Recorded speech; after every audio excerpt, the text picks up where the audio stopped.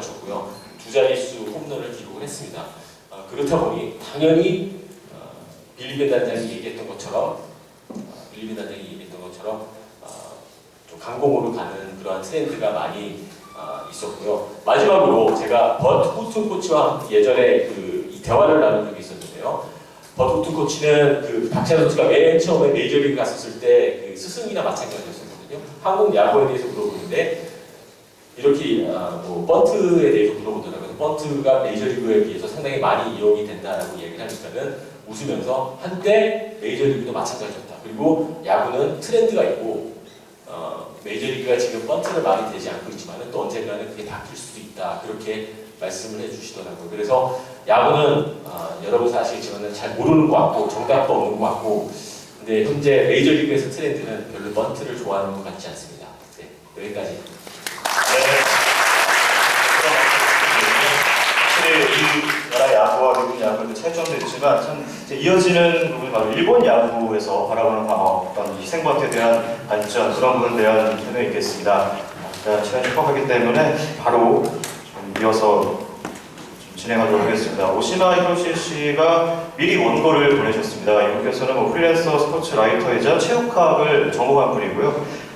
한국 야구에 대해서 굉장히 관심이 많으신 분이라서 이분께서 보내신 원고를 앞서 소개해드렸던 조희준 KBO 전 국제부장님께서 대독을 주시면서 설명해 주시겠습니다. 여러분 박수로 맞이해 주시기 바랍니다. 조희준입니다. 저는 앞서 모든 분들이 참 좋은 말씀하셨는데 저는 단순히 오시마의 글을 대독하러 나왔습니다. 이거는 이런 현상이 왜 벌어졌냐면 주최 측에 계신 어느 기자분이 오시마를 부르게 되면 상당히 비용이 많이 든다. 그리고 대신해서 조희준 당신이 비용 절감을 위해서 잠시 앉아달라라는. 그러니까 저는 특별하게 할 얘기가 없어요. 그러니까 제 얘기를 그냥 그 원고를 좀 펴주시면 고맙습니다. 그리고 저는 1년에 2번 이 자리에 나옵니다만 저는 99%의 제 인생의 미완성 그리고 1%를 성공을 했거든요. 근데 그 1%가 뭐냐면 야구를 돈 내고 본 적이 없습니다. 저는 미국이 됐건 일본이 됐건 대만이 됐건 특히 중국이 됐건 저는 참 운이 좋은 남자예요. 그래서 아마 저 같은 행운아는 아마 되게 좀 없을 것 같아요. 어쨌든 좋아하는 야구를 공짜로 본다는 것은 행운이 아니겠습니까?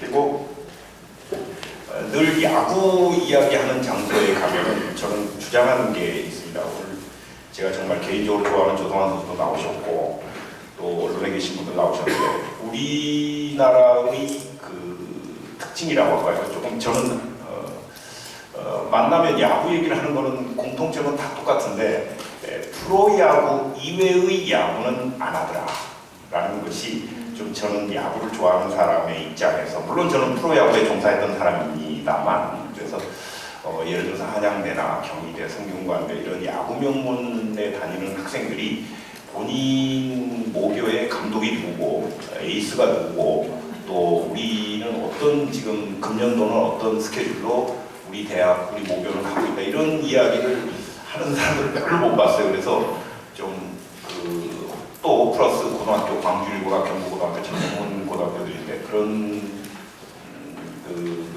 학교의 자부심을 야구 이야기로 좀 승화시키면 어떨까 하는 개인적인 바람이 있습니다. 죄송합니다. 저는 조금 어설픈 일본어를 조금 할 줄 알아서 이 글은 제가 그냥 만들어봤습니다만 오시마 히로시는 아까 사회자 말씀하셨는데 원은 체육이 아니고요 정치경제학부를 졸업했습니다. 메이지 대학 출신이고요.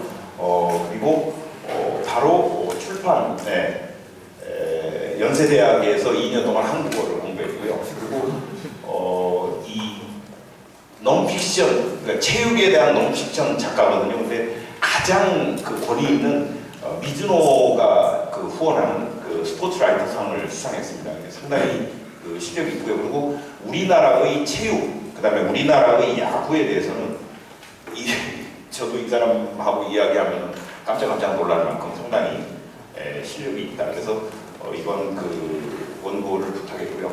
앞으로 읽겠습니다. 제가 원고만 읽겠습니다. 그리고 약간 제 그 개인적인 감정을 조금 넣어서 말씀드려도 되겠죠? 번트는 일본 스몰 베이스볼의 상징이라고 합니다. 번트의 본격적인 도입은 1905년 와세다 대학 야구부의 시카고 원정부터라고 한다. 이 원정 경기에서 일본이 처음으로 투수의 와인드업 모션, 그리고 주자의 슬라이딩, 그 다음에 스퀴즈 같은 번트 공격 이런 것이 처음 일본에 전래됐다고 합니다. 참고로 우리나라는 1912년에 그 황성 야구단이 일본 원정기를 떠납니다. 남대문에서 모여서 기차를 타고 제물포를 가서 제물포에서 배를 타고 고베를 가서 고베에서 기차를 타고 오사카를 가서 이렇게 이런 여정으로. 근데 그때 당시 20명이 가는데 굉장히 부잣집 아들들만 모여서 원정을 가거든요. 그만큼 그냥 저의 그 짧은 소견입니다만 역시 지금이나 옛날이나 100년 전이나 지금이나 야구는 돈 많은 놈들이 한다 라는 그런 결론이 저의 짧은 소개입니다. 스즈키 이치로, 우리 이치로라는 선수죠. 이치로도 번트를 잘 하고요. 번트에는 타자 자신도 살 수 있는 세프티 번트, 또 진루를 시킬 목적의 희생 번트가 있는데요. 역시 희생 번트는 고시엔 전법으로 고교 야구에서 주로 이루어지고 있다. 일본의 고등학교 야구는 4개가 있는데요. 우리가 아는 11월에 메이지 진구 대회고요. 3월 하순이 우리가 아는 그 선발 대회입니다. 마인츠 신문이 주최하는. 그다음에 8월 선수권이 그 우리가 흔히 얘기하는 고시엔 대회, 그것이 이제 아사히 신문이 주최를 하죠. 그다음에 10월에 우리 같은 건 전국체전. 그래서 3월 선수가 끝나면 3학년은 원칙적으로 배제되고 저는 8월입니다.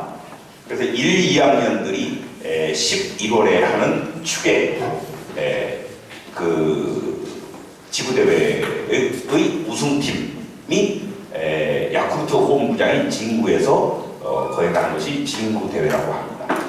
그리고 성적 우수국, 여기에서 이제 우수 고등학교들이 선발이 돼서 매년 3월에 연락이 가요. 당신은 선발됐습니다.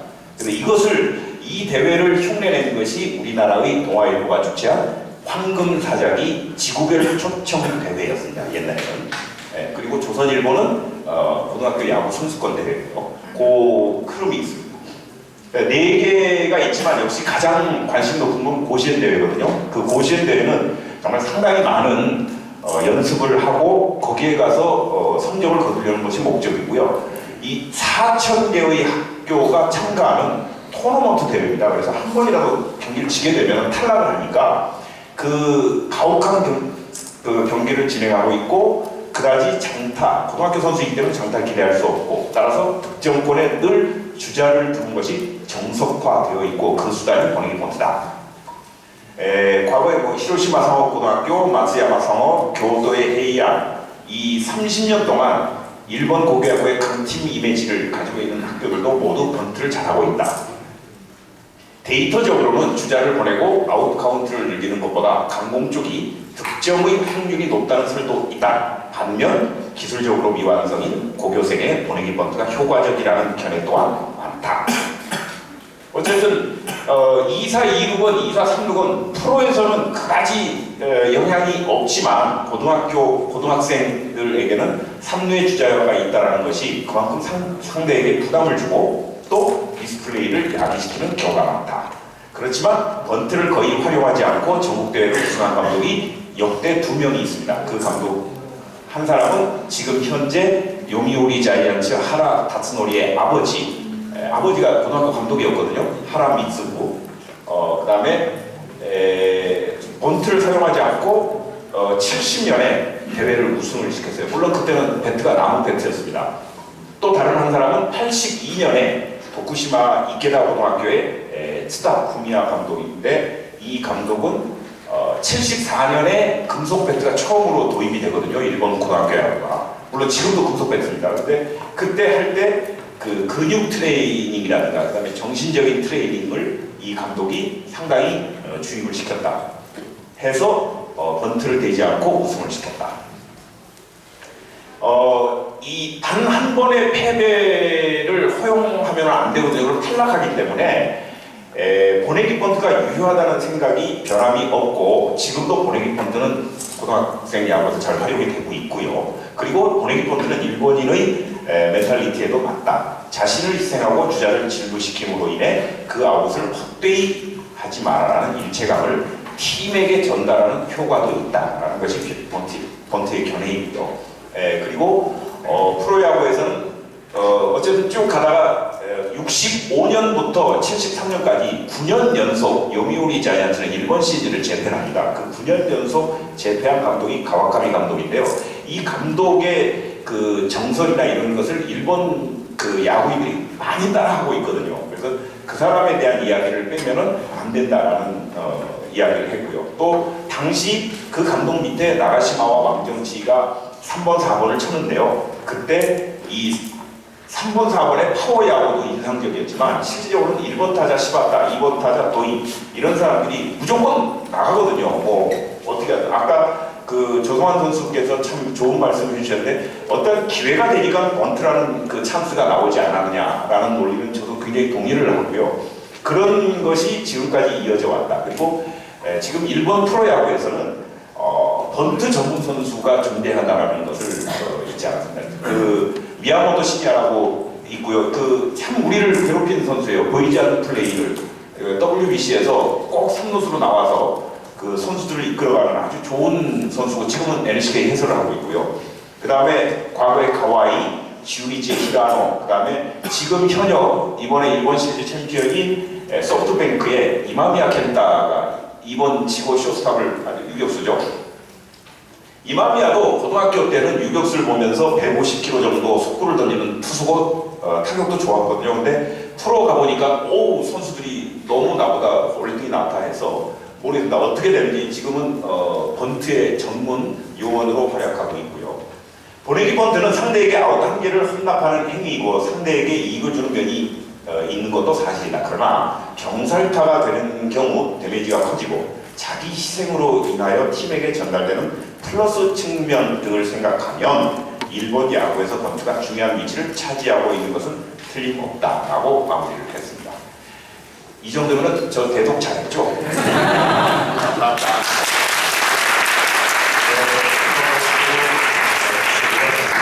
다시 한번 말씀드리지만 조혜준 부장님께서 말씀하신 이 내용은 조혜준 부장님의 생각이 아니라 일본 야구에 대해서 이해가 깊은 바로 오시마 씨에 대한 그 대목이었습니다.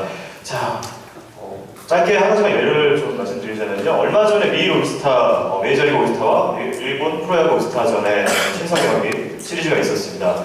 일단 그 시리즈는 뭐 시작의 5경기에서는 일본 프로 올스타가 3승 2패로 승리를 거뒀고요. 마지막 경기 이틀 전에 친선 경기요. 메이저리그 올스타의 일본에서 마지막 여정이 있었는데 그 경기를 이제 제가 직접 준비했었는데요. 한 점 차로 일본이 앞서가고 있었습니다. 근데 이제 7회였나요?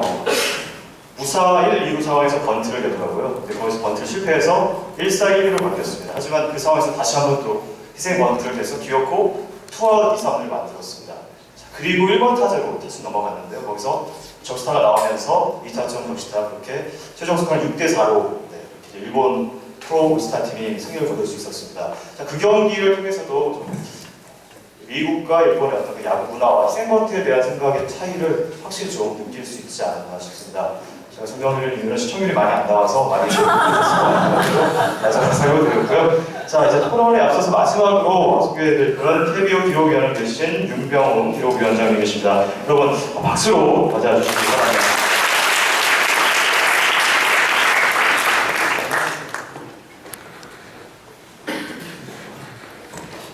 네, 안녕하십니까. KBO 기록원 윤병훈입니다. 제가 마지막 시간인데요. 저는 통계적으로 오늘 희생타에 관해서, 희생번트에 관해서 많은 이야기들을 들으셨는데 저는 그 희생번트가 과연 무엇인가, 야구에서, 프로야구에서 또 일반 아마추어 야구도 마찬가지겠지만 그 희생번트에 대해서 여러분들이 어떤 속성이라든가 이런 것들을 간단하게 알고 가시면 더 좋지 않을까, 이제 그런 의미에서 저는 이런 시간을 준비해 봤습니다.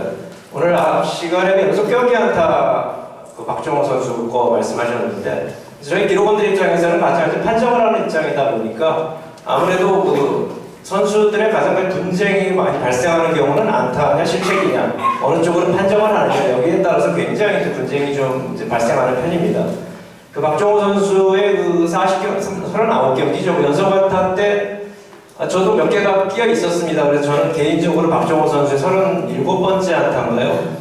그 굉장히 애매한 타구를 하나 날렸는데 고심 혼자 많이 했었습니다. 그 총대를 메고 일단 실책을 줘서 일단 그 기록을 끊을 것이냐 말 것이냐. 근데 제가 총대를 메기에는 너무 그 야구 우리가 야구 세월이라고 하는데 야구적으로는 히트를 줄 수밖에 없는 타구 미필적고이라고 그러죠. 야수가 잡지 않았다는 느낌이 좀 들었는데요.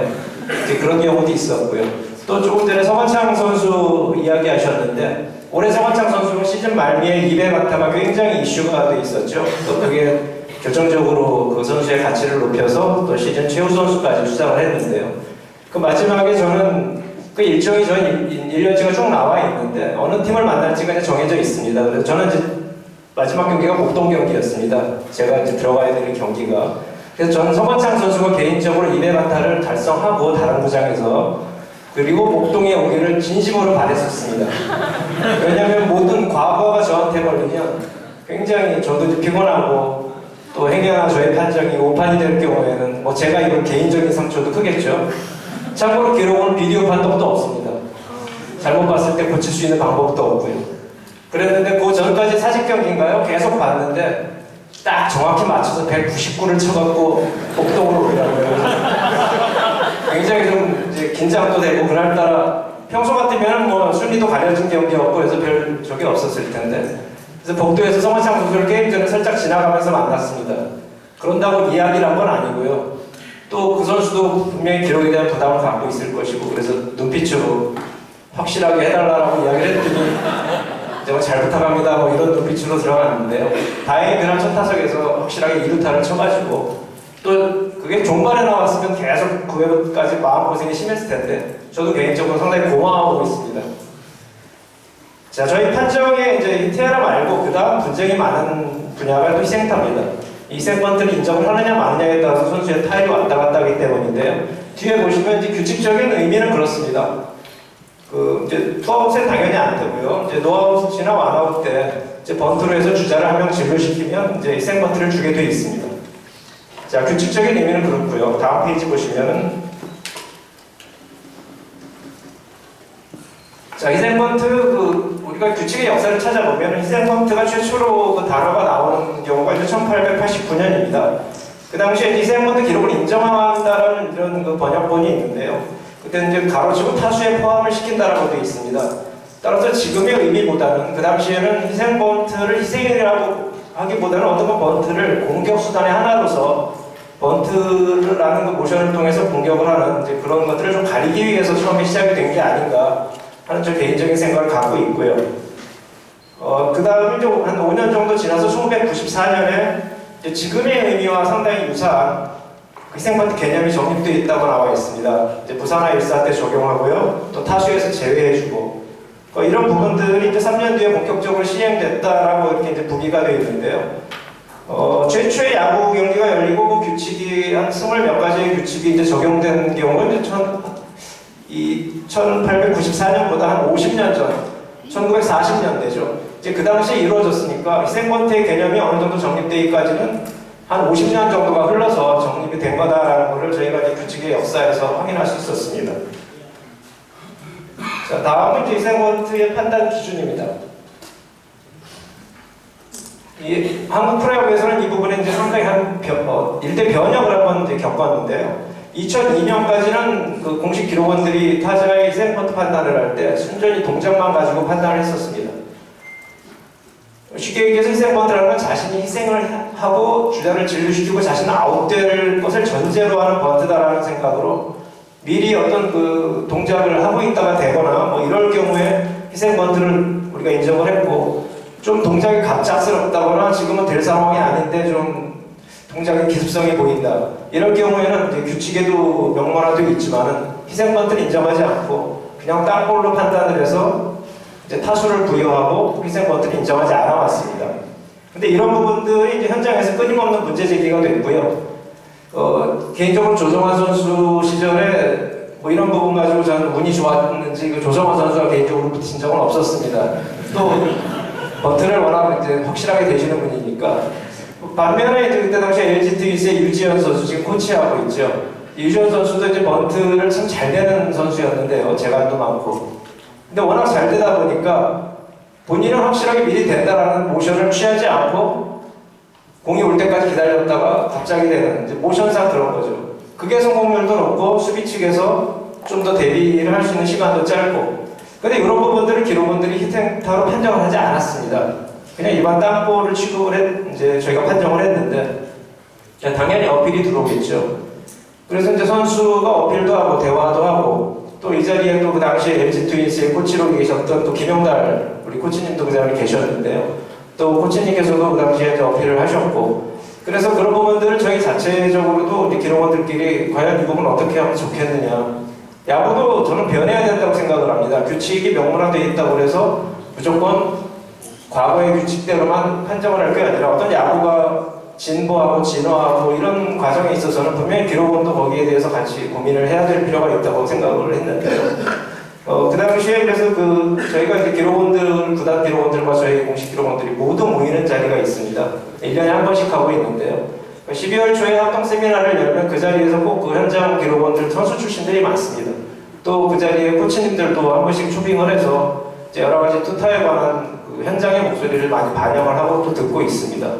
또 김홍달 코치님께서도 현장에 직접 그때 세미나에 참석을 하셔서 여러 가지 이제 이야기를 좋은 얘기를 해주셨는데요. 그리고 나서 이제 저희가 기록원들끼리 고민을 하다가 나중에 2003년부터 희생번트의 적용 판단 기준을 그동안의 과거의 선수의 동작만을 보고 판단할 게 아니라 여러 가지 종합적인 거죠. 점수차, 주자 상황, 타순, 이닝, 수비 시프트, 뭐 타자의 습관 고려할 수 있는 부분은 다 고려를 해서 그 부분이 종합적으로 판단해서 희생번트를 줄 수 있다라고 하면 부여하자. 이제 거기에는 그 과거에 비해서 몰라보게 달라진 그 수비 실력들이죠. 희생번트를 되겠다고 하면은 과거에는 거의 성공하는 경우가 많았지만 요즘에는 된다고 노출시키고 하면 실패하는 경우가 상당히 많습니다. 심지어는 병살타를 당하는 경우도 있는데요. 그래서 그런 부분들은 우리 선수의 그 높아진 그 수비 실력이라든가 그런 높은 경기 기량 이런 것들을 기록에서도 이제 반영을 하자 그런 이제 목소리가 있었던 거죠. 당연히 그 전 2002년에 비해서 2003년의 빈도수는 그 당시가 2002년에 한 500개, 600개 정도가 나왔었습니다. 1년에 평균 잡아서요. 그렇지만 2003년에 저희가 적용을 하고 나서는 저희가 판정 기준을 꼭 바꿔서 그렇게 늘었다고만 볼 수는 없겠지만 어쨌든 간에 한 200개 이상의 그 희생번트 기록이 증가를 했었습니다. 그리고 쭉 지금까지 600, 700, 800 2대에서 왔다 갔다 하는 그 사이클이 이제 반복되고 있는데 그 희생번트 판단 기준의 변화는 이렇게 일대 변형을 한번 겪어서 지금에 이르고 있다는 것을 여러분께 말씀드립니다.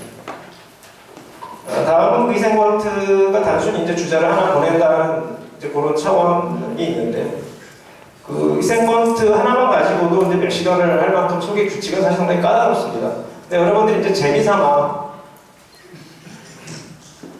이 정도는 이런 부분도 있구나라고 이제 알아주셨으면 좋을 만한 그런 것들 몇 가지만 뽑아봤는데요. 먼저 이제 희생번트를 무조건 주는 경우가 있습니다. 이제 그건 스퀴즈 플레이죠.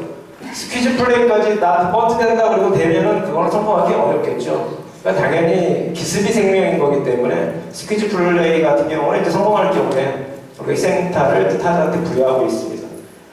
그렇지만 스퀴즈를 성공했는데도 타자에게 희생번트가 기록이 부여 안 되는 경우도 있습니다. 처음에 그 규칙의 전제를 잠깐 보셨지만은 로상의 주자가 한 명이라도 아웃되면 희생번트 기록이 부여가 되지 않습니다. 그러니까 주자 1, 3루 때 이런 상황이 발생하는데요. 이제 목적은 이제 3루 주자를 불러들이는 거지만 이제 수비하는 쪽에서 가령 투수가 잡고 홈에는 늦었다 생각해갖고 1루 주자를 2루에서 아웃시키는 경우도 있을 수 있습니다. 실제 플레이도 있었고요. 이제 그런 경우에는 목적은 스퀴즈인데 달성을 했지만 선행 주자, 1루 주자가 2루에서 홀스아웃이 됐기 때문에 타자는 그냥 땅볼입니다. 그런 경우에 희생번트가 인정이 안 되는 거고요. 팀에서 고가에서는 아마 그런 부분을 감안해주지 않을까 그렇게 싶습니다. 그 다음에 스퀴즈 목적이 달성 실패, 이거 말씀드렸죠. 이건 스퀴즈 목적 달성을 실패했다는 얘기는 똑같이 1, 3루에서 자 스퀴즈를 댔습니다. 근데 3루 주자가 뭐 사인 미스든지 아니면 본인의 판단이든지 들어오다 말고 3루로 되돌아가는 경우도 있을 수 있습니다. 그럴 때 1루 주자는 오히려 2루로 갔다. 그리고 본인은 1루에서 아웃됐다. 그럼 소기의 목적은 달성을 못한 거죠. 분명히 스퀴즈 실패입니다. 하지만 1루 주자는 2루에 보내고 본인은 아웃됐기 때문에 이 경우에 또 희생 번트가 기록이 인정이 됩니다. 그러니까 이런 지금 말씀드린 두 가지 경우를 가지고 저희 기록원들도 요즘에는 이제 고민을 좀 하고 있습니다. 이런 부분을 희생 번트를 인정을 해줘야 되느냐, 또 말아야 되느냐. 이제 목적과는 전혀 별개인 기록이 연관되다 보니까 이제 어떤 그 플레이와 규칙과 일치가 안 되는 거죠. 그래서 이런 부분들을 가지고 기록원들도 앞으로 이제 또 고민을 해봐야 될 필요가 있을 것 같고요. 그 다음에 희생 번트를 시도했는데 공이 떴습니다. 그거 야수가 잡겠죠. 그랬는데 플라이로 주자가 진루를 못했습니다. 자, 이 경우에 희생 번트를 시도를 했는데 플라이로 주자는 진루를 했습니다. 1루에. 가령 이제 포수 뒤로 뜨는 파울 플라이 이런 경우가 있습니다. 포수가 다이빙 캐치를 했는데 1루 주자가 잡은 다음에 리터치를 해서 2루로 진루를 했습니다. 분명히 번트 타구였죠.